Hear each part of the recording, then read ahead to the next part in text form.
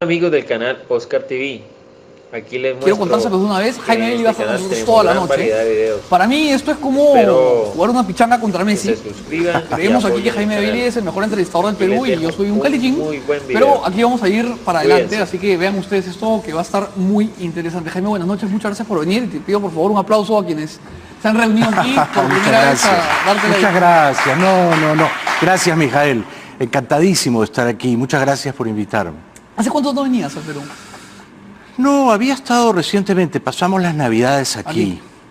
A Zoe, a nuestra hija Zoe, que tiene 7 años, le encanta venir a Lima. Adora esta ciudad y me pide venir con mucha frecuencia porque acá están sus primos más queridos. Y entonces... Además, Miami debe ser muy perfecto para ella, ¿no? Sí, Para un niño en general. y en estos meses se aburre, está de vacaciones en el colegio, Mucho calor. mucho calor, pero el amor es así, el amor abre puertas, ¿no? Y Zoe me ha permitido reencontrarme con varios de mis hermanos, porque ella juega con sus hijos. Qué lindo eso. Pues sí, no estaba en mis planes. El amor va abriendo puertas inesperadas. Bueno, ojalá siga en ese camino. Pues sí. El amor, ¿no? Sí. Bueno, lo primero que quería preguntarte, Jaime, es que conocemos un poco de cómo empiezas tú en el periodismo. Hemos leído, especialmente yo, como un morbo tremendo, no se lo digas a nadie, porque yo trataba de identificar quién era quién. ¿Lo conseguiste? Fuera de ahí te lo voy a preguntar, ¿eh? Y si me lo confirmas, te lo digo al aire, por supuesto. Creo que encontré un par. Sí. Pero todos hemos conocido esa historia de cómo entras en la literatura, pero yo quiero preguntarte por otros personajes que creo, por lo que te he leído, marcaron mucho tu infancia. El primero es tu abuelo Roberto Letts. Sí. Fue un hombre para ti muy importante, ¿no? Oh, sí. ¿Por qué? Porque me dio todo el cariño que no me dio mi papá. Mi mamá me mandó a vivir con sus padres porque yo tenía 13 años y me escapaba constantemente de la casa. No, tenía una relación terrible con mi padre. Él era un hombre muy violento, muy autoritario, creo que muy desdichado. Y entonces me humillaba, me insultaba, me pegaba, era irrespirable. Yo me escapaba y en una ocasión me escapé y duré tanto como un mes fuera de casa. Y tenía 13 años. ¿Ah? Me alojaba en un hotel. Lo he leído en algunos en hoteles, sí. Sí. Me robé unas joyas de mi madre. Entonces, Y unas revistas porno, me acuerdo con mucha lucidez. de sí, ese pasaje. qué memorioso. Cuando me encuentran, yo estaba en un hostal de Miraflores, irrumpe ahí un policía que había contratado a papá, estaba acompañado de mi padre y estaban todas las revistas porno que en casa me habrían sido confiscadas. Pero por eso mi madre me mandó a vivir con sus papás. Para alejarte del porno. Para alejarme de mi padre, en realidad. Y me hizo tanto bien, porque cuarto y quinto de media ya vivía con los abuelos. Y los primeros 2 o 3 años de la universidad también, o sea que viví 5 buenos años con ellos y fui enormemente feliz. Mi abuelo Roberto, de aquí termino, era un hombre absolutamente devastado por una tragedia de la que nunca pudo recuperarse. La reforma. Claro, Velasco, el dictador, le quitó sus tierras. Él era un próspero hacendado, tenía una hacienda importante de naranjas y manzanas y se la quitaron, se la robaron, ¿no? En nombre de la justicia social. Y entonces quedó arruinado, pero sobre todo quedó emponzoñado, ¿no? Y odiaba a los militares y al cardenal Andázuri y esperaba que algún día le devolvieran sus tierras. Entonces yo escribí una novela Los últimos días de la prensa. La mejor, en mi opinión. ¿Crees? Tengo ahí una duda de la que vamos a hablar después. Entre esa y... Eso me dicen, sí. Pero el gran personaje de esa novela es mi abuelo Roberto, ¿no? que te lleva a la prensa. Que me lleva a la prensa, que le escribe cartas al director de la prensa, que empieza a enloquecer porque no le devuelven su hacienda, y algún día va a buscarlo al director en el propio periódico y lo zarandea, ¿no? Me acuerdo el pasaje. ¿Y tu abuela Fina qué relación tuvo contigo? Ah, mi abuela era una señora muy sabia porque despertaba temprano, pero no se levantaba de la cama. Se quedaba toda la mañana en la cama hablando por teléfono con sus amigas. Esto a mí me pareció una forma de sabiduría. ¿Cuál es la premura por saltar de la cama, no? Es un budismo moderno. Moderno, una señora tranquila, sosegada, que cultivaba la amistad telefónicamente. En aquella época no había lo de ahora, ¿no? una gran señora. Gracias por preguntarme por ellos. Ya no están, por supuesto, pero Pero te marcaron mucho. viven en mi corazón, claro. Ahora, yo recuerdo otro de los libros que son en los que narras la infancia y cómo entras tú al periodismo, a la literatura y a ser el escritor que eres, que es Yo amo a mi mami, en donde comienzas hablando de Eva, que no sé si se llamaba Eva o no, pero dices que, me acuerdo clarito, tiene cara de caballo, pero que logró Sí. conquistar tu amor y que la adorabas. Sí, ¿Y fue una mujer que también te marcó mucho? muchísimo, porque yo recuerdo que ciertas noches, más de las que yo hubiera querido, lloraba y lloraba desconsoladamente, porque sentía que mi padre me detestaba y yo no entendía por qué papá me odiaba. Con los años, ya muerto papá, quizá lo entendí. Y ella venía a consolarme. Se llamaba Elba, no Eva, y tenía cara de yegua, pero poseía unas reservas de amor, de afecto, de ternura, que yo no encontraba en mi familia biológica, ¿no? Y esto es lo que quise contar en Yo amo a mi mami. Yo amo a mi mami es una novela que yo quise escribir para que mi madre por fin pudiera leer sin ruborizarse, sin sufrir un libro mío. Y fracasé. Y fracasaste. Ahora, ¿qué tan duro fue, te lo preguntaba antes de entrar al aire, publicar No se lo digas a nadie? Fue tremendo, fue tremendo. Porque tocas una cantidad de temas espinosos para una familia, para una sociedad cucufata como esta, más cucufata todavía en esa época. Estamos hablando hace Brutal, 25 ¿no? años, Claro. casi, porque salió en abril del 94, pero yo empecé a escribirla el año 90, tan pronto como perdió Vargas Llosa. Yo que ahí quedé absolutamente destruido y me enojé visceralmente con el Perú, pensé, este es un país suicida, yo me voy de acá, quiero ser un escritor. Pero fue muy difícil encontrar un editor, no pocas editoriales la rechazaron, incluyendo una aquí peruana, Peisa. Este publicado después, además. Sí, 2 años después ya hizo una edición actualizada de No se lo digas a nadie. Kármica. Sí, kármica. Pero fue crudo, fue áspero, porque tuve que ir a la guerra con toda mi familia, incluyendo a mi propia esposa, que estaba embarazada, ¿no? Ujú, de tu hija mayor. Camila nació en Washington en el verano, en agosto del 93. Yo recuerdo una entrevista que tú le haces a tu ex esposa Sandra, en la que cuentas que tú escribías y cambiabas pañales. Sí, ella se iba a la En universidad. Washington, ¿no? Mientras ella Así estudiaba. fue, vivimos 3 años ahí, ella estudió una maestría en Georgetown y yo no hacía sino escribir. Ella me decía, pero métete a la universidad, estudia algo, gradúate. Y yo le decía, no quiero, yo quiero ser un escritor y voy a gastarme todos mis ahorros en escribir una novela. Y me juego la vida en ella. Y si fracaso, fracasaré. Y si debo ser pobre, bueno, seré pobre, ¿no? Y realmente lo aposté todo por esa novela, ¿eh? Y ganaste. Creo que sí. La publicaron en España, abril del 94, Seix Barral, Vargas Llosa la elogió, la crítica española, para mi estupor, la aplaudió, a diferencia de la crítica peruana, ¿no? Lo que pasa es que la crítica peruana es la crítica peruana, ¿no? Es Para lo que sea. es prejuiciosa y es previsiblemente mezquina, ¿no? Probablemente criticaban al autor y no a la novela, y hay que entenderlo. Pero en un solo año aquella novela, Mijael, hizo 12 ediciones en España. Y en España a mí no me conocía nadie, no me conocía nadie. Entonces, para mí fue la gloria, ¿no? Porque aposté todo por esa novela y, en cierto modo, la vida me recompensó. Te devolvió. Sí, me hizo sentir que la apuesta no había sido completamente extraviada, que mi mamá, mi suegra, mi esposa y mis tíos millonarios, todos estaban equivocados y que si yo quería ser escritor, tenía que traspasar ese muro de afecto, ¿no?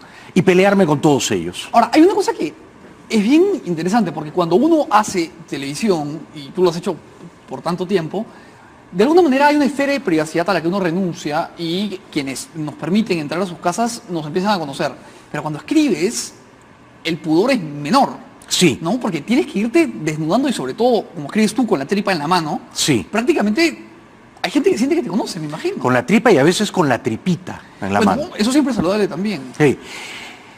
Lo que dices tú es verdad, fíjate, en Yo televisión la uno, tripita, me imagino. uno se exhibe, pero en la literatura uno se desnuda, ¿no? Y duele, ¿no? Y duele, claro que duele, y tienes que estar dispuesto a exhibir tus miserias, ¿no? A mí no me gusta la literatura de la gente virtuosa. No, pues, no, para eso uno... Es una lata. Uno sale a correr, ¿no? Exactamente, Claro. exactamente, ¿no? Sí, sí. Uno quiere leer a Hemingway, a Bukowski, a alguien Sí, que se muera. Sí, kamikazes. Claro. Sí. Que te mate lo que Sí, escribes. exactamente, ¿no? Yo entiendo cada novela como un vuelo kamikaze. Tú vas a perder la vida y tienes que estar dispuesto a entregarla, ¿no? Ahora, yo te hablé de estos dos personajes, tu abuelo, Letts, y Elba, que ahora sé que se llama Elba, porque en las dos novelas que yo más he disfrutado, de las muchas que has escrito, encuentro mucho de la presencia de estas dos personas. Tu abuelo, por supuesto, en los últimos días de la prensa, pero ¿qué tanto hay de Mercedes y de repente un ángel de Elba? Porque es una relación que se construye sobre premisas bien parecidas, Sí. ¿no?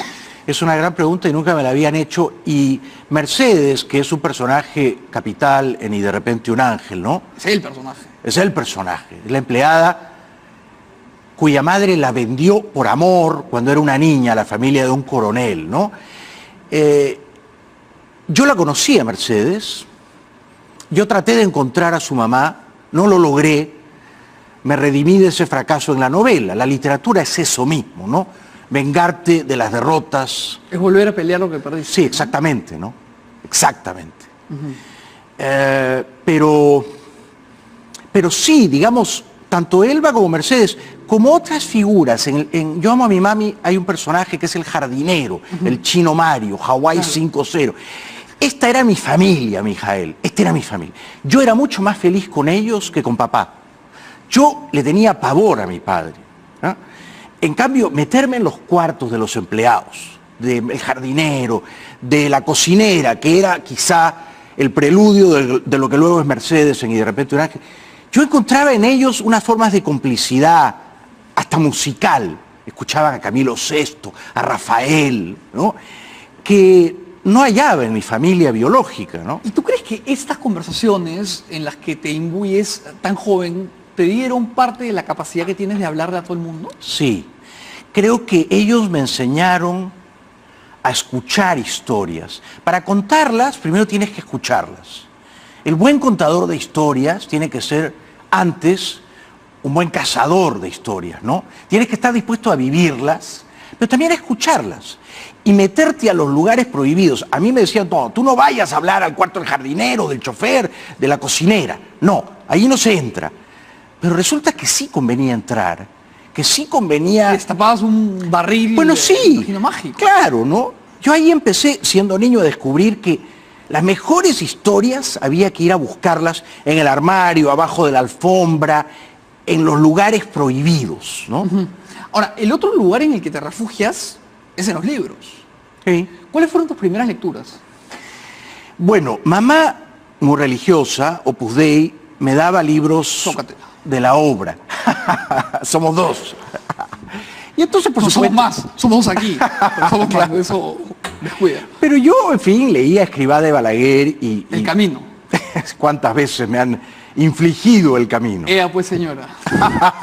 Sí, sí.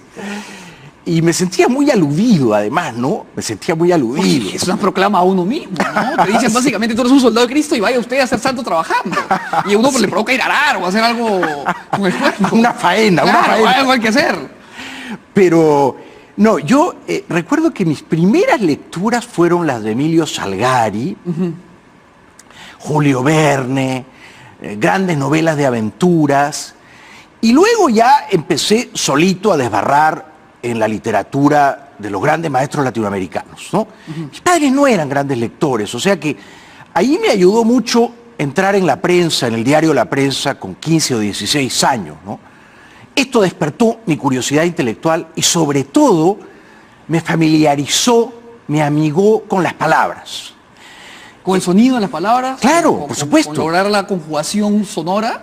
Yo creo que, mira, yo creo que un escritor es un cazador de palabras. Las palabras, para mí, son como mariposas. Están aquí aleteando, invisibles. Pero hay que aprenderlas. Y coleccionarlas. Y coleccionarlas, exacto, exacto.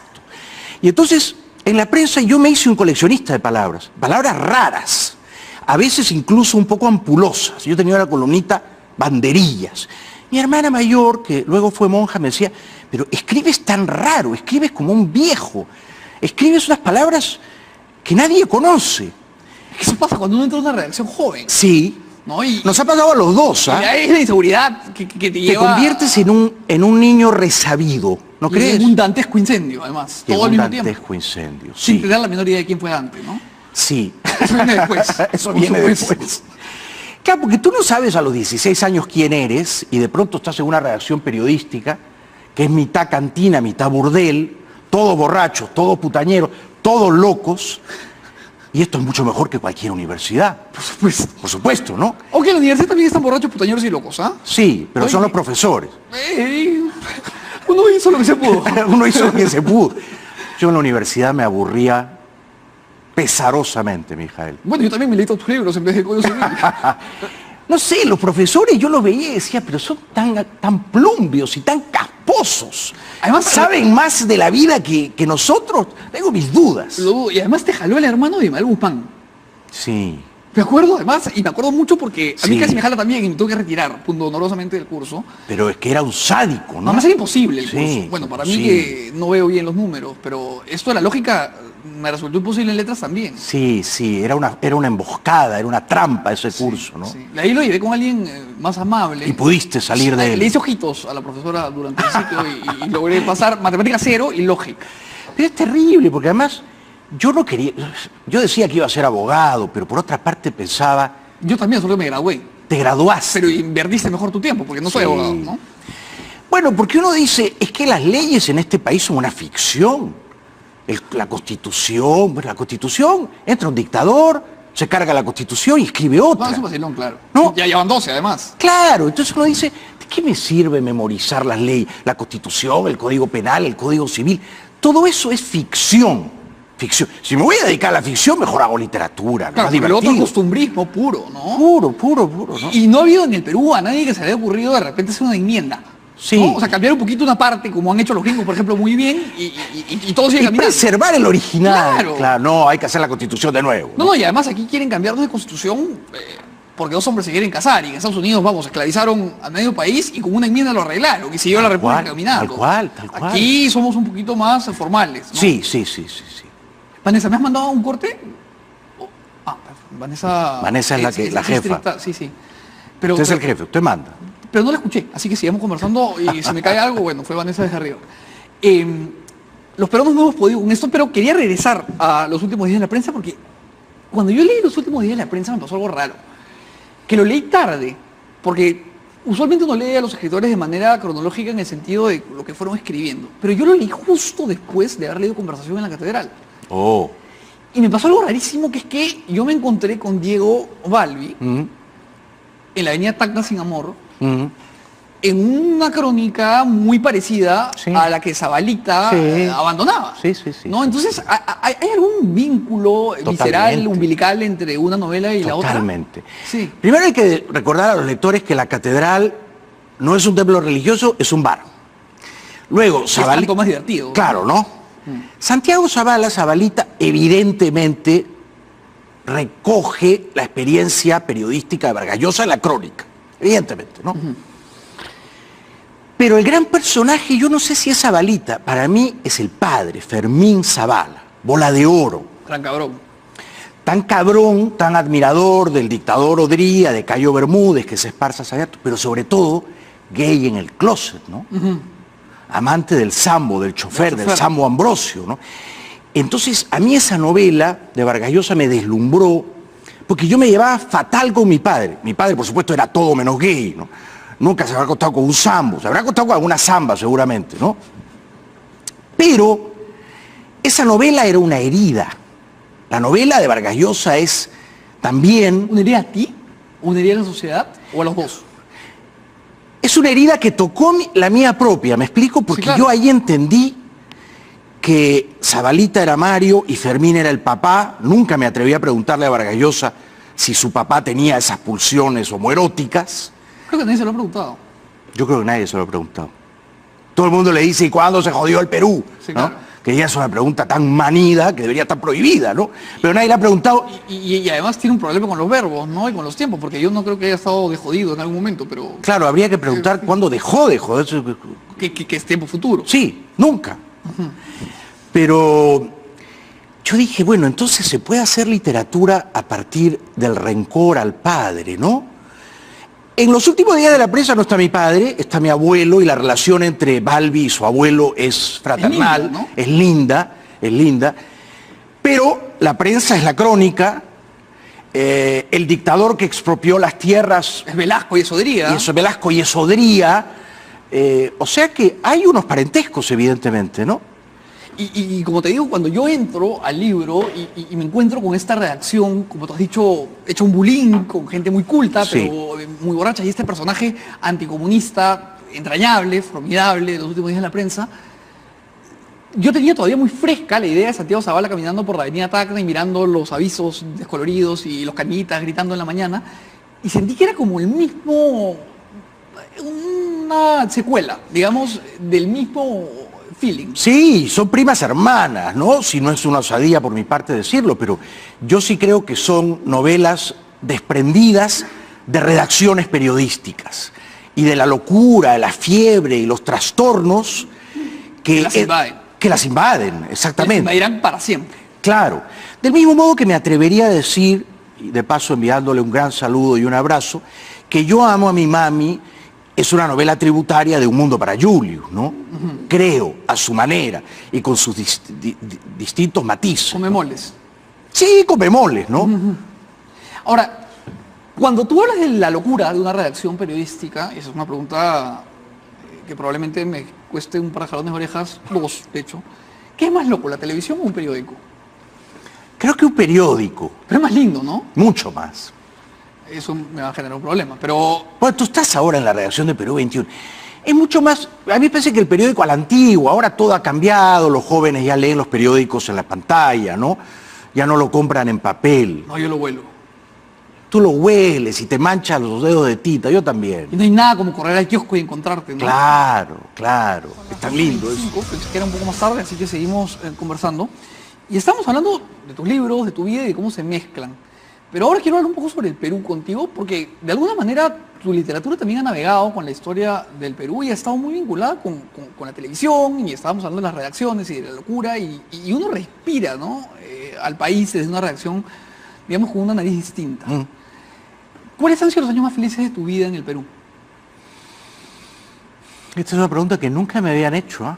Van dos. Sí. Los años de la prensa viviendo con mis abuelos, a no dudarlo. Es decir, 81, 82, 83, 84. Aquellos años. Y fueron años durísimos para el país, ¿no? Sí, Belaúnde era presidente, al menos teníamos como presidente a un señor, a un caballero, ¿no? El Congreso, me parece que había gente ilustre, gente culta. Había algunos pícaros también, pero no se podía comparar con el Congreso de ahora, ¿no? Dicen que Belaúnde fue blando, fue pusilánime, que no aplacó con rigor al terrorismo. Esto es debatible, ¿no? Yo lo veía con simpatía, y en mi columna Banderillas yo azotaba a Barrantes, que había ganado la alcaldía el año 83.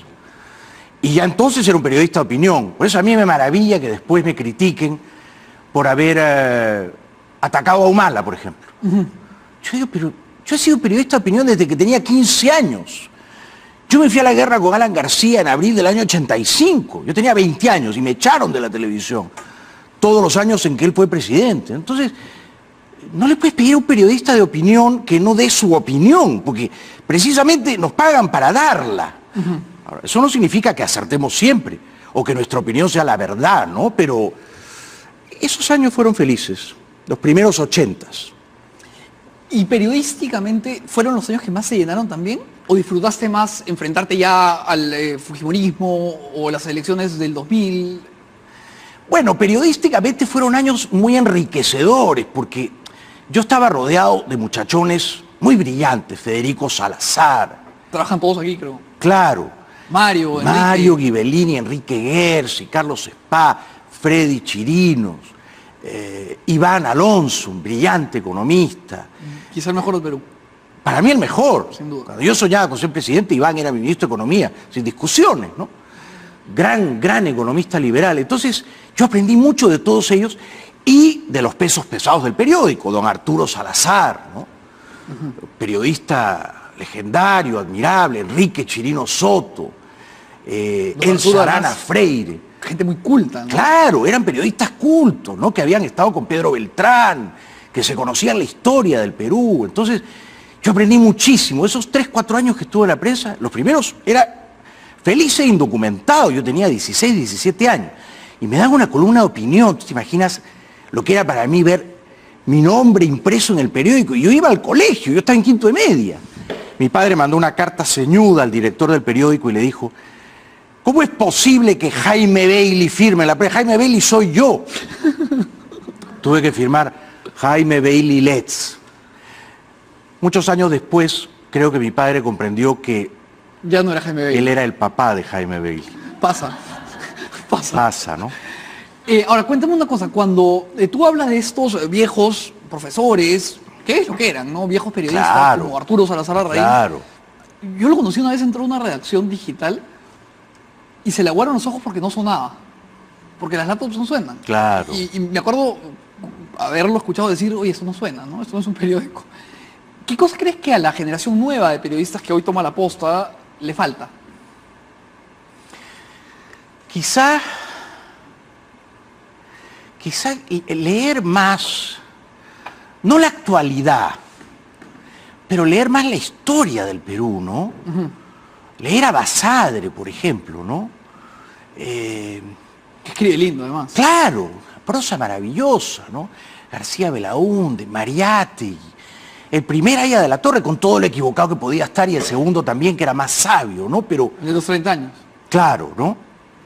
El Aya más sabio es el que pacta con Odría. Del mismo modo que el Alan más sabio es el que pacta con el Fujimorismo y con Lourdes Flores, ¿no? Esa fue una operación de hipnosis. Yo hasta ahora no entiendo cómo Lourdes Flores se dejó hipnotizar por Alan, pero Alan es un hipnotizador, ¿no? Sin duda, Sí. sin duda alguna. Ahora, no le fue bien en el proceso de hipnosis en las últimas elecciones, hipnotizó como 6 personas. Enhorabuena, me alegro. Ha perdido vigencia su capacidad de hipnotizar. Ahora, muchos te han criticado por haber apoyado a Keiko Fujimori. Sí. Y tú te fuiste del país en un momento en el que todo parecía indicar que estábamos encausados en un rumbo que nos iba a llevar al primer mundo. Sí. Y has vuelto y estamos básicamente en Somalia. Entonces, ¿qué pasó? Pero no estamos en Somalia, ¿no? Bueno, sé. un poco sí, ¿no? ¿Has escuchado los audios, hermanito? Sí, pero antes era igual, solo que no los grababan. Toda la vida el Perú ha sido un país de jueces coimeros y de politicastros pillarajos, Mijael. No es nuevo, esto ocurrió siempre, solo que ahora la prensa es más vigilante, la tecnología es más invasiva y nos enteramos de todo. Y está bien.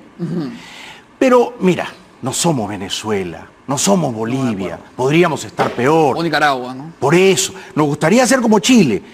Quizá nos hemos salido un poco del camino, ¿no? Ahora, ¿por qué apoyé a Keiko? Mira, a mí me hace gracia cuando me dicen que yo soy fujimorista. Yo no voté nunca por Fujimori, ni el 90, ni el 95, cuando mucha gente votó por él, ni el 2000, nunca.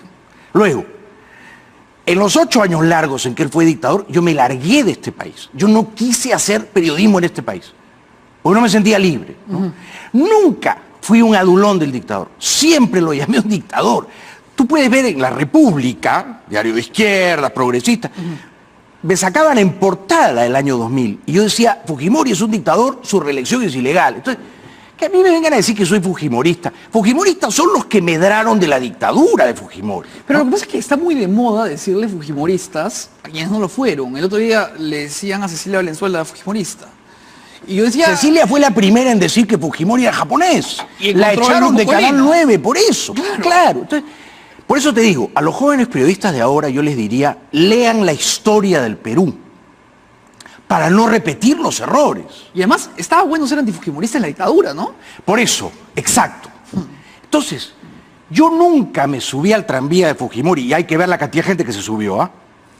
Que años después, eligiendo entre Humala, un militar, cachaco, bruto, Capitán Carlos, que había él matado y torturado gente con sus propias manos. Yo tenía que escoger entre eso, chavista, financiado por Chávez desde 2005, porque el andahuaylazo, no me digas que lo hizo solo Antauro. No, y además, Chávez dijo, échale para adelante, Ollanta, Por compadre, eso. y fue una... Entonces, yo tenía que votar por el capitán Carlos, por ese cachaco bruto, financiado por Chávez, ni a cojones. Entonces, ahora, Keiko, bueno, era la hija del dictador. Yo le aconsejé que dijera que el golpe fue un error, que ella lo condenaba, que su padre fue un dictador y que se robó con descaro en la dictadura de su padre. No lo dijo. Pero de todos modos, entre ambos me parecía que Keiko era un voto menos arriesgado. De ahí a que yo sea fujimorista. Yo voté 2 veces por Lourdes Flores, Mijael. El 2001 y el 2006. La apoyé con entusiasmo. De acuerdo. Fui guaripolera de Lourdes. Ahora, Burbujo, burbujito de Lourdes. junto con mi colega. Come golea. ¿Eso me convierte a mí en lourdesista o en pepecista? No. Luego nos peleamos. Ahora, por ejemplo, yo le tengo moderada simpatía a Keiko, ¿no? Pero que vuelva a votar por ella me parece harto improbable, ¿no? Harto improbable. Ahora, desde Miami y desde el periodismo un poco más regional que haces, ¿has seguido la forma en cómo el fujimorismo ha operado en el Congreso? Sí, ¿Y qué opinión tienes? me disgusta profundamente. Me entristece, me irrita. Me hace pensar que las 2 veces en que apoyé a Keiko, tanto el 11 como el 16, tal vez me equivoqué, ¿no? Tal vez me equivoqué, pero luego, ¿por quién habría que votar? Por Kuczynski. Pero Kuczynski era un papapa ya el año 2016. Era previsible que esto iba a ocurrir. Yo lo dije. Y era un lobista, yo lo conocía, Pedro Pablo, de toda la vida. De toda la vida. Entonces, yo sabía los favores que él concedía y luego cobraba. Yo sabía cómo él operaba. Entonces, Ahora, también es un flaco favor que muchos se hacen a la hora de decir que Ollanta Humala terminó siendo un demócrata porque, valgan verdades, en el 2011, salvo el papel que firmó con Vargas Llosa, no había ninguna certeza de que fuese a hacer lo que hizo, que no fue nada. era un peligro gravísimo elegirlo. Tuvimos suerte, pero a nosotros no nos salvó Vargas Llosa. ¿Tú sabes quién nos salvó de que Ollanta Humala no fuera chavista? Chávez. ¿Y sabes por qué? Porque murió. Claro, porque en junio de 2011 Ollanta Humala ganó en segunda vuelta, por poco a Keiko. Y en junio de 2011 Chávez dijo tengo cáncer. Y se termina de morir año y medio después. Si Chávez hubiera estado vivo, virulento, conspirador, si Chávez estuviera vivo aún ahora, yo no sé si Humala habría sido el chavista descafeinado que fue en el poder. Yo creo que no. Yo creo que Chávez lo hubiera colonizado mentalmente. Ahora, para Venezuela, que es un país al que sé que le tienes cariño, Sí. ¿fue mejor que se muera Chávez? Porque Maduro tiene la misma espada, pero le Fue quita el peor, cerebro, ¿no? fue peor, sí, fue peor. O sea, Maduro ha resultado aún peor que Chávez, cosa que parecía humanamente imposible, ¿no? Sí. Ahora, pero dentro de todo sí ha habido un beneficio, que es que la esfera de influencia se ha visto reducida. Exactamente. ¿No? Lo que yo llamo el puticlub de Chávez. Chávez fundó un puticlub. Él era la madame, ¿no es cierto? Sí. Y en su día, casi toda la región, con excepción de Álvaro Uribe, y quizá también de Alan García, hay que darle crédito, ¿no? Pero luego tú veías América Latina y estaban todos adorando a Chávez y a Fidel. Esto cambió, ¿no? Ahora se han quedado poquitos. Está Evo, Ecuador ya no está en el club. No, porque Lenín Moreno le dio la vuelta a Se fue. Correa al día siguiente, ¿no? ¿Y quiénes más están? Daniel Ortega, que es un matarife. Y que se llama ahora Daniel Ortega Somoza, ¿no? Exactamente, ¿no? ¿Cómo ha terminado siendo peor que los somocistas, ¿no? Exactamente. Pero no quedan sino 3 o 4 países en la región gobernados con esa mala entraña autoritaria. El Perú se salvó, sí, pero no nos salvó Humala, no. No nos salvó Nadine, nos salvó Chávez muriéndose, ¿no? Regresemos a la literatura y dejémonos un poquito del Perú, como Sí, que señor. regresamos al alma. ¿Has escrito poesía? He escrito antipoesía. Publiqué un librito sedicioso titulado Aquí no hay poesía. Me lo publicó Anagrama hace 1000 años. Yo no soy un poeta. Me gustaría serlo, pero yo no soy un poeta. Me salen poemas muy cursis. Cuando estaba enamorado de mi primera novia, de mi segunda novia, les escribía, borracho, volado de marihuana, les escribía poemas en servilletas. Pero Bueno, agradece que no había WhatsApp. Ajá. No sobrevivieron. Porque claro, podías leerlas el día siguiente y enmendar la plana, ¿no? Sí. He sido poeta aficionado. ¿Y has leído poesía? ¿Te ha gustado leer poesía en algún momento? Sí, pero a mí me gusta la poesía cruda. A mí aquí me gustaba mucho la de Toño Cisneros. Por lo dura. Sí, sí. Lucho Hernández, Claro, claro, por supuesto. Aprendí a acuchillar con el lapicero, ¿no? acuchillaba y cómo hablaba de la frazadita, que era su mujer. Su mujer, La la argentina. frazadita. Y poeta suicida, al fin, ¿no? Hay amante de lo argentino. Grande, Sí, y grande. además contra un tren como Ana Karenina, qué fin de poeta, ¿no? Qué fin de poeta, ¿no? Porque es que, mira, los escritores no son solamente los libros que publican, ¿eh? También son los libros que no publican. También son... Ah, bueno, voy ganando entonces. No, pero un escritor es también su vida. Sus fracasos, sus amores clandestinos, las camas en las que ha dormido, Es su muerte, ¿no? las maneras de morir, exactamente, exactamente. Porque los grandes escritores mueren muy lindos siempre. Muy lindo en el sentido más poético de la palabra, por supuesto. Fíjate en Bolaño, mira. Bolaño Que fue un amigo tuyo. fue un amigo mío, un grandísimo escritor. Yo creo que fue el mejor escritor en lengua española después de los maestros del boom, ¿no? Me parece que eso es innegable. Él había cumplido en 2003 50 años, ya él me había dicho que se iba a morir, tenía el hígado destruido, ya no tomaba alcohol, pero comía muchísimos chocolates. Y sabía que cada chocolate era Un rato menos. un rato menos, un mes menos de vida. Y se murió apropiadamente a los 50 años del hígado. Un grande, un grande. No como Julio Ramón que se metía cubiertos en la bata del hospital para pesar más y poder recibir el alta y salir a fumar. No conocía esa historia. Está en Solo para Fumadores. No conocía Un eso. cuento maravilloso. Julio Ramón Rivero lo cuenta, ¿no? Él dice que le dicen, señor, si usted sigue fumando se muere. Entonces él tenía que subir de peso para que le puedan dejar salir del jardín. Entonces se robaba los tenedores, los metía al bolsillo y salía y fumaba y se murió fumando. Como tenía que morirse, con las botas puestas. Y no murió, ¿no? No, es inmortal, exactamente. Los grandes artistas son inmortales, ¿no? Curiosamente, muchos de ellos en vida son menospreciados, ¿no? A Ribeiro, yo creo que los peruanos no lo supimos leer a tiempo. Ah, somos expertos. ¿Ah? Sí, sí, sí. Pero es inmortal, como bien dices. ¿Cuál es el libro que más ha marcado tu vida? Sé que es una pregunta de alto calibre, pero ¿cuál es el libro que más te marcó? Para bien, ¿no? No necesariamente, porque un libro que te destruye puede generar algo que después genera literatura, ¿no? No, a mí me impresionó mucho La ciudad y los perros, porque mi papá me amenazaba con meterme a ese Leoncio mismo Prado. colegio militar, a Leoncio Prado. Y entonces yo era el poeta sin estar ahí, ¿no?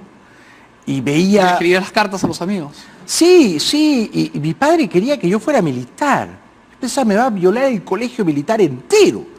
Porque yo a esa edad era una señorita. Correcto. Muy delicado, muy afectado, muy curioso, muy preguntón. Entonces, menos mal que no me metió, ¿no? Pero ese libro, que es precisamente sobre el peso opresivo de los militares, Y de ¿no? lo colectivo contra el individuo. ¿no? Exacto, exacto, ¿no? Y de la necesidad de que el individuo se revele moralmente, ¿no? Que grite. Que grite, Que exacto. escriba. Entonces, eso a mí creo que me enseñó un caminito. Y de la literatura contemporánea, ¿qué disfrutas leer? ¿Qué lees hoy? Yo he disfrutado mucho de Bolaño, más recientemente he disfrutado mucho de Javier Marías. Es un capo. Sí. ¿Y Cercas? Y de Javier Cercas. Me gusta Rodrigo Fresán, un argentino. Me gusta Alberto Fuguet, buen amigo chileno. Me sorprendió tantísimo que salía del closet. Últimamente, ¿qué novela me ha deslumbrado? Patria, de Fernando Aramburu, vasco, buenísima. Larga, un novelón, buenísima. Ahora, la otra pregunta de libros que quería hacerte es, cuando tú te enfrentas a empezar una novela, ¿qué es lo que te engancha? Porque hay gente que dice que novela que empieza, novela que acaba. Hay otra gente, creo, un poco más virtuosa que se da cuenta a la cuarta página que algo no va. ¿Qué Sí. te engancha? Yo creo que tienes que tener una primera imagen, una, que es la llave que abre la puerta, digamos, ¿no? Y a partir de ahí vas a tientas en la penumbra buscando el camino. Pero tienes que tener una imagen. Generalmente todas mis novelas parten de un gatillazo, de un disparador, todas. ¿Qué es lo que pasa con las mejores novelas, no? Con Aureliano Buendía y con Llámame Ismael. Exactamente. Y ese golpe que te dice, a ver, ven, pregúntame. Exactamente. Ahora, tu última novela, que tiene unos nombres que me han hecho reír, debo decir, a calzón quitado. Gracias. Era toda la intención. Me gusta mucho, señor Mamahuevos. Mamahuevos es un animador de un programa de concursos que va por las ¿Inspirado en tardes. alguien? Tengo que preguntar. Todos esos personajes están inspirados en alguien, todos. Tengo la misma tentación que tú, no se lo digas a nadie, pero esta puede costar más caro, entonces vamos a mantenerla Te agradezco debajo de tanto el recato. Bueno, no solo ese recato es mi contrato. Hay una cosa que quería preguntarte aquí, que es que ayer te escuché con Renato Cisneros, un formidable escritor y buen amigo, y le decías que te inspiraste un poco o que hubo algo de La broma, ¿no? De Kundera, que Un es poquito. este libro en donde Ludwig Jan le escribe una carta en el medio de la Checoslovaquia comunista a su novia, es un joven que estaba metido en un tema de danza, si no me acuerdo mal, y le dice que es trotskista. Y esto le revienta la vida, ¿no? Y termina viviendo en Moravia, lo botan de Bohemia y su vida se acaba solo por una broma porque nadie se supo reír de algo ridículo. Exactamente. La ¿Es corrección política destruye su vida. Y la nuestra. Y la nuestra. ¿Qué pavor me inspiran a mí los predicadores de la moral, ¿no? Los sacerdotes de la corrección, Los dueños del púlpito. los dueños, son los catones, ¿no? Ahora yo ya no sé cómo se seduce a alguien sin infringir esas reglas, ¿no? Te arrimas a mal palo, yo pude con uno nomás. Sí. Me casé. A la primera que pude, ahí Sí. armé la choza. Pero ibas a la broma. No, te quería preguntar, ¿cómo logras traer esta idea del trotskista y de la carta y de algo tan banal, pero que al final de banal no tiene nada? Es una sociedad que no es capaz de reírse de sí misma y está un poco muerta por el espíritu, ¿no? Sí. ¿Es Lima así? Lamentablemente todavía Lima creo que es así, porque yo pensé que eso era una sátira, una caricatura, que era un retrato un poco esperpéntico, que Lima ya no era así, ¿no? Porque yo besé a un hombre en televisión, como le ocurre al pobre Pecho Frío, ¿no? Pecho Frío no es famoso y no quiere... Además, su amigo lo echa. Amigo, lo echa, él quiere ganar el premio, él no es gay, él no quiere besar a... Él quiere ir a Punta Sal. Quiere ir a Punta Sal, ¿no? Pero yo besé a un hombre en televisión. Avísame si es corte, ¿eh? No, tranquilo. Y a mí me dejó absolutamente perplejo, pero también entristecido, ¿ah? Ver las reacciones que ese beso que ocurrió en Barcelona, con un buen amigo gay, con el que no me acosté, solamente nos dimos un buen beso. Bueno, él me lo dio, yo lo correspondí. Pero las secuelas apocalípticas que tuvo ese beso, es decir, la gente que salía en televisión diciendo que ese beso iba a destruir el futuro de tantos incontables jóvenes peruanos, a los que yo iba a condenar a ser gays. Homosexualizarlo. Exacto. Las reacciones de mi propia familia, ¿no? Mi propia familia, mis padres, mis hermanos, mi esposa que me abofeteó, gente que me dejó de hablar. Yo pensaba, pero no soy un sátiro, no soy un depravado, me he dado un piquito con un amigo, no es para tanto, ¿no?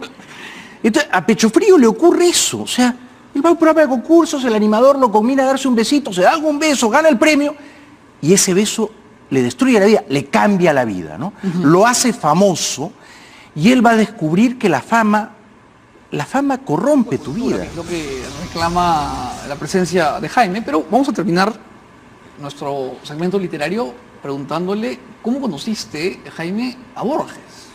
Esto fue algo maravilloso, fue un encuentro dictado por el azar. Yo estaba en Buenos Aires, me había enviado el Canal 5 panorama.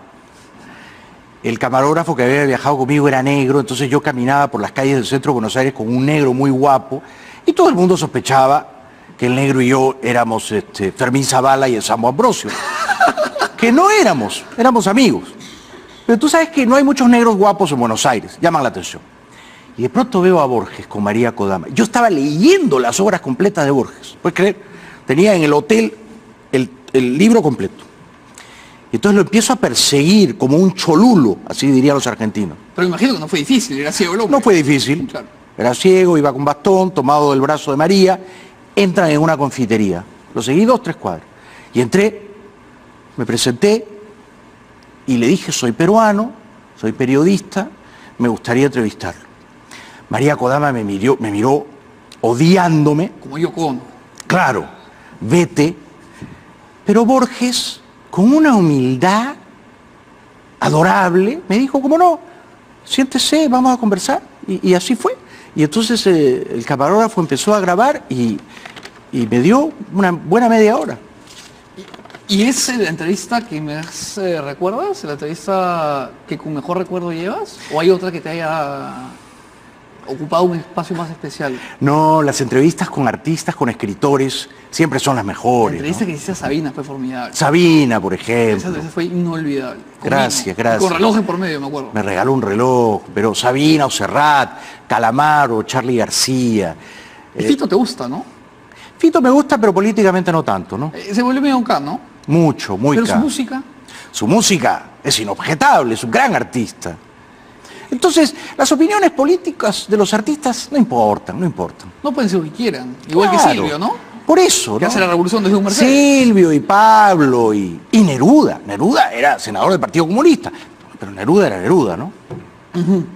Ahora, regresemos ahora sí al fango. Regresemos al fango. ¿Cómo salimos del fango, Jaime? Bueno, cada uno haciendo lo que le toca y tratando de hacerlo bien. Yo no soy pesimista, Mijael. Mira, recientemente ha ocurrido algo muy bueno en este país. El Congreso obligó a un presidente a renunciar. Primera vez que pasa en la historia. Bueno, y es saludable. Es una señal de que hay una democracia en este país, ¿no? De que hay un contrapeso de poderes. En mi opinión, el presidente tenía que renunciar. Había cometido unas gravísimas faltas éticas. Entonces, luego, la prensa está haciendo su trabajo muy bien. Cuando la prensa descubre que hay jueces coimeros, ¿no?, traficando de una manera innoble sentencias a violadores, la prensa está haciendo su trabajo. La prensa no está para aplaudir a los poderosos, no. La prensa está para mortificarlos, ¿no? Bueno, porque el otro es relaciones públicas, ¿no? Claro, ¿no? Entonces yo sí veo que este país, quizá estando acá y estando todos ensimismados y mirándonos el ombligo, parece que es el fin del mundo. Yo no creo. ¿Lo ves como un quinquenio republicano? A mí me ha encantado que el Congreso obligue a dimitir al presidente en funciones. Y acaban de sacar al Consejo Nacional de la Magistratura con la misma... Lo cual también es bueno, ¿ves? Entonces, desde afuera, desde otros países nos dicen, pero ustedes no están tan mal, o sea, el Congreso hizo su trabajo, el presidente tuvo que renunciar, las leyes se tienen que cumplir. Yo no lo veo tan mal. ¿Y qué posibilidad ves de que alguno de los afiebrados outsiders aparezca en el 2021 y nos ponga en jaque como el buen Antauro que ya sale de Canadá? Me aterra, y en este país, por supuesto, nunca puedes descartar nada. Pero nada. Pero nada, ni a Antauro, ni a Santos, ni a todos estos aventureros, charlatanes, ganapanes que nunca han trabajado en su vida, ¿no? Y que ni siquiera saben hacer un buen discurso tampoco. Son mediocres, de punta a cabo, ¿no? Porque es verdad que los políticos son todos vagos, ¿no? Y son todos hablantines. Pero bueno, si vas a tener a un vago y a un hablantín, por lo menos que sea un hablantín inspirado, que hable bonito, que te arrobe, que te seduzca. Pero estos son unos cacasenos, ¿no? Ya no se habla bien en el Perú, ¿eh? Entonces, yo sí echo de menos un poco aquellos viejos tiempos gloriosos, ¿no? En que el orador tenía un micrófono, tenía un espíritu, tenía una mente brillante, una cabeza bien amoblada, y hablaba e imponía su autoridad, esto se ha perdido, ¿no? Se perdió y además tienen los congresistas tiempo. Entonces, nunca pueden calcular la cantidad de palabras que tienen que usar, entonces nunca terminan una idea. Sí. Y el debate dura 15 horas y tiene uno que verlo. como Exacto. periodista. Y claro, eso te envía directamente una botella de whisky terminando la escucha. Pero no termina la idea porque no la tienen probablemente, no se les descuelga una sola idea, ¿no? Todos repiten lugares comunes, tópicos, ¿eh? ¿Tú crees que Keiko Fujimori tiene futuro político en el Perú? ¿Tú crees que sea presidenta? Porque me acuerdo que en algún momento dijiste, tarde o temprano Keiko será presidenta. ¿Todavía lo crees?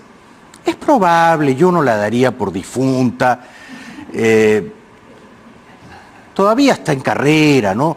Yo estoy un poco harto de los fujimoristas en ¿Qué general. te ha ¿ah? pasado?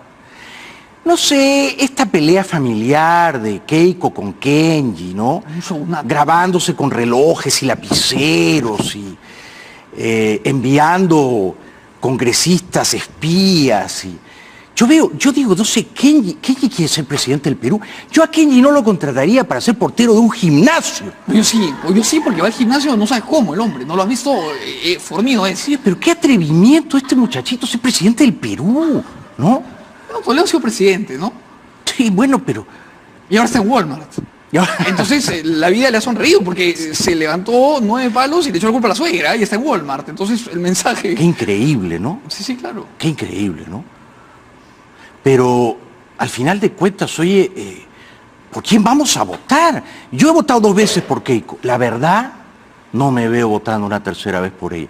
Creo que ya estuvo bueno de fujimorista. Ya el papá salió de la cárcel, ya están todos los hijitos con el papá, que se vayan a un chifa y que nos dejen en paz, ¿no?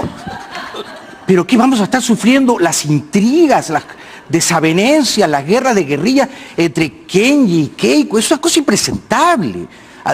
Desde afuera los ven y se mueren de risa. No parecen los Kennedy. No parecen los Kennedy, no, ciertamente no. Pero, no sé, me parece que no dan la talla, me parece que deberían surgir nuevos líderes. No hay nadie en el espectro político que ahora seduzca tus posibilidades de votar por él o por ella. Yo veo con simpatía a Alfredo Barnechea, lo conozco, es mi amigo, estuve a punto de votar por él. Pero tiene que comerse chicharrón, ¿no? Sí, exacto, ¿no? Pero Alfredo se ha preparado la vida entera para ser presidente. Y yo creo que sería un buen presidente. Yo lo veo con simpatía. No veo con hostilidad tampoco, a pesar de que sirvió al gobierno de Humala, a Guzmán, a Julio Guzmán. Yo creo que él trata de ser un progresista moderno. Me gustaría que sea también un liberal. Y este es el problema que tengo con ambos, con Alfredo y con Guzmán, ¿no?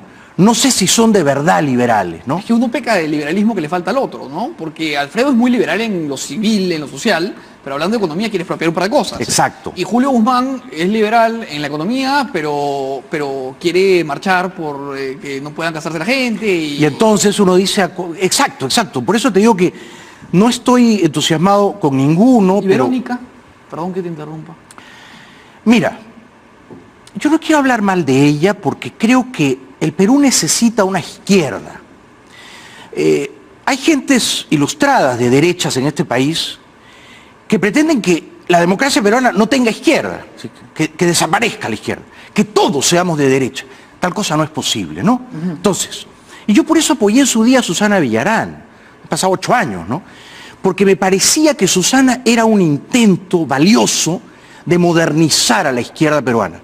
Una izquierda que criticase a Fidel y a Chávez, por ejemplo. Susana Villarán lo hacía.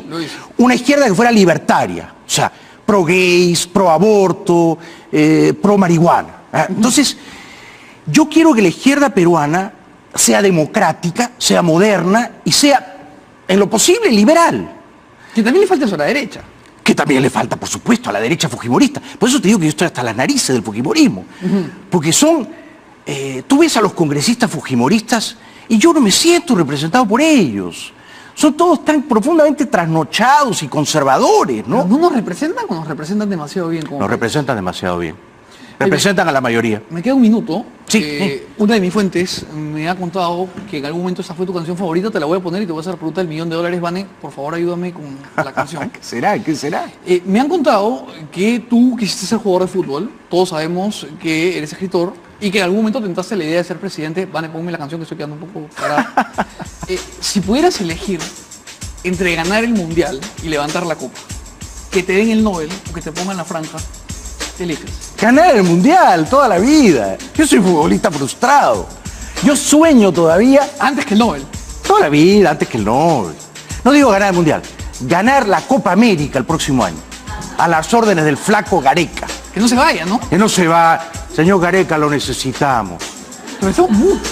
¿Sabes No que se tiene vaya. un 98% de aprobación por ser presidente? Que nos suban los impuestos, pagamos todo un poco más para que se Estoy quede. dispuesto, yo doy la mitad. Acá sí doy un décimo.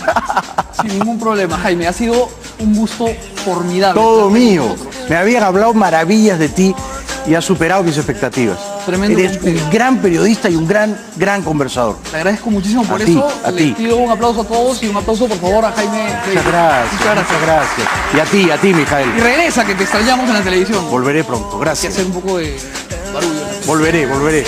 Señores, como ustedes, es hasta mañana. Vamos a con Carlos Meléndez, vamos a hablar de política y nos vamos, que se nos ha ido la hora. Son las 12 de la noche, me vuelvo Cenicienta y la tengo acá. Hasta mañana.